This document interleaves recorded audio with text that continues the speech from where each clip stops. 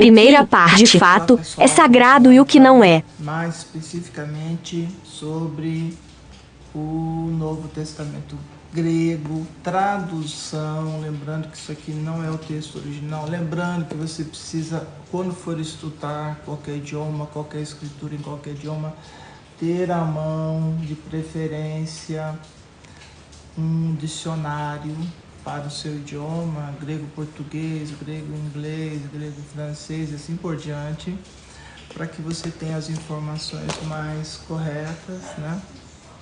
E aqui nós vamos começar falando sobre o aparato textual que foi reunido para confeccionar esse tipo de texto, né? Esse livro especificamente. Então aqui, ó, o aparato textual. Lembrando que essa edição aqui é o Novo Testamento grego, editado por Kurt Aland, Matthew Blake, Carlo Martini, em cooperação com o Instituto para o Novo Testamento, chamado Texto, na pesquisa do texto, né? É a terceira edição e entre parênteses vem escrito corrigida. Eu vou até mostrar para vocês. Tem gente que não sabe, aí acha que o texto é o texto e não entende que existem correções no decorrer do tempo. Essa aqui é a terceira, está escrito em inglês, corrigida. E aí nós temos algumas outras informações do tipo, você pode observar aqui também, olha só, terceira edição corrigida, né?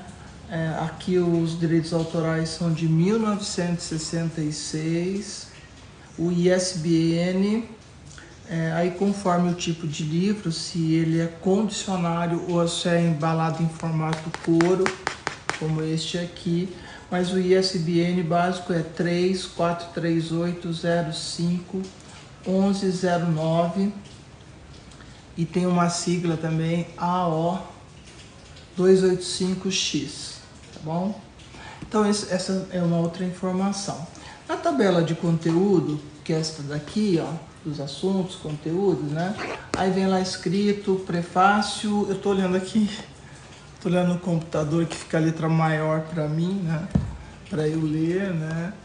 Aí fica mais fácil, enxergo melhor.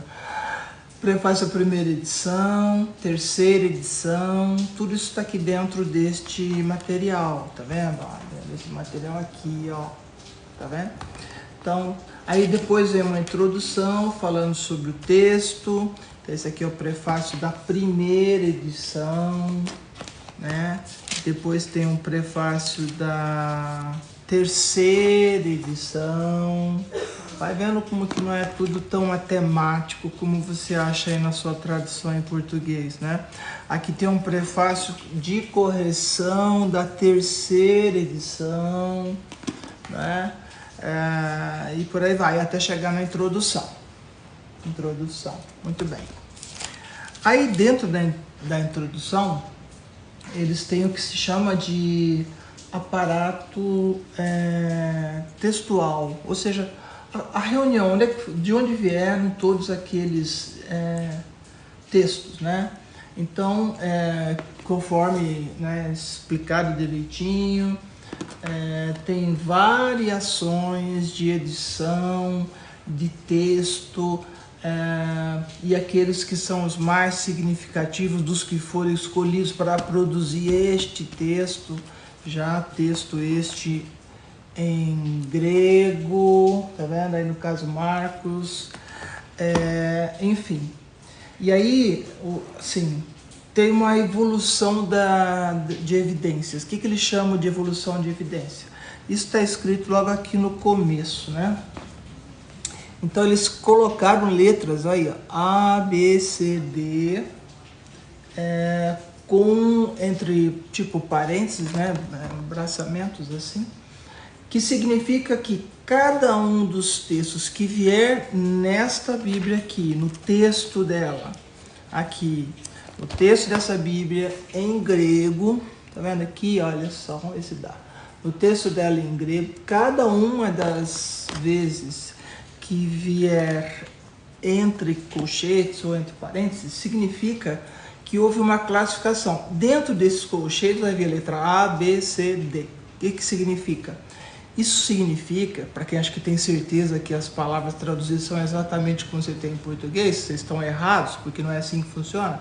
No próprio texto do Novo Testamento grego vem escrito que há uma classificação em 4 letras, A, B, C, D, conforme a confiabilidade e a precisão dada aquele texto. Exemplo, vamos supor que você tem uma passagem aqui de Coríntios, estou falando em grego, de Coríntios, de Apocalipse, lá tem uma palavra X.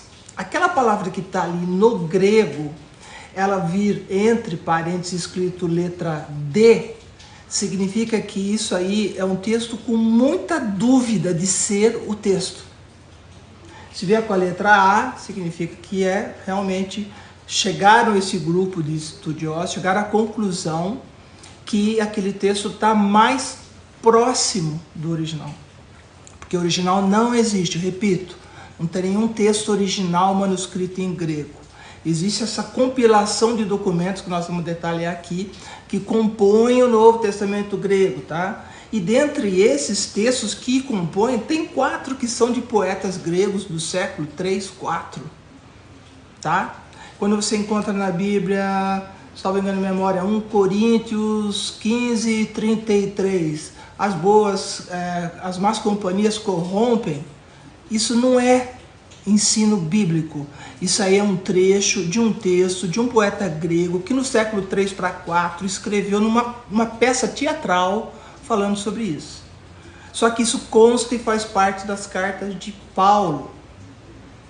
As passagens que tratam disso, se um dia você quiser estudar detalhadamente, estão todas aqui explicadas. Ou seja, não tem nada a ver com texto profético, com ensinamento bíblico e etc e tal. É simplesmente Paulo resolveu pegar um trecho de um autor da época lá dele, da época até anterior à existência dele, e colocou na Bíblia, nas cartas dele. Essas cartas que você acha que são ordem, essas cartas que você entende como ensinamento bíblico. Não. Existe uma série de diferenças entre as doutrinas de Paulo, nas epístolas, que nem cartas deveriam ser chamadas, são epístolas de Paulo, que foram escritas por ele, para determinadas congregações em determinados períodos. Essa carta, essa epístola de Paulo, muitas delas são totalmente contrárias ao Sermão da Montanha. E isso vocês devem verificar para entender qual é a doutrina de Paulo, qual é a doutrina dos atuais líderes religiosos, evangélicos, católicos e por aí vai, que seguem Paulo, e qual é a doutrina do Messias no Sermão da Montanha. Eu falo detalhadamente, inclusive eu coloco o texto lá no meu livro falando sobre isso. Acredito que vai ser muito útil para muita gente, em especial para quem nem sabia que isso existe, né? E esse que não sabia são as mais variadas pessoas, lideranças religiosas, pode ter padre, rabino, pastor, diácono, enfim, todos os tipos de hierarquias criadas por homens no texto, a partir dos textos das epístolas de Paulo, e que não foram criadas pelo Messias no Sermão da Montanha, que sequer tratou dessa questão, por entender que não eram assim necessárias. Aí você vai ver o confronto de doutrina do Messias, Yehoshua, ben Yosef, ben Davi, judeu, rabi, mestre na Torá, na lei oral, e que deu a interpretação correta para esses textos dos ensinos de Paulo. Paulo, judeu da diáspora helenista, romano, dentro de um contexto grego, onde ele criou inclusive neologismos. O assunto não é polêmico, é desconhecido pelas pessoas. Por isso que eu estou fazendo esse trabalho de divulgação, que está à disposição no meu Instagram, canal do YouTube. Até agora, recentemente, me pediram e eu coloquei no TikTok também, tá? É isso, basicamente. Tem vários aspectos aqui que eu não vou continuar neste vídeo, porque quase 10 minutos de vídeo é muito tempo. Vou fazer outro. Parte 2, vem aí, espere. Tchau!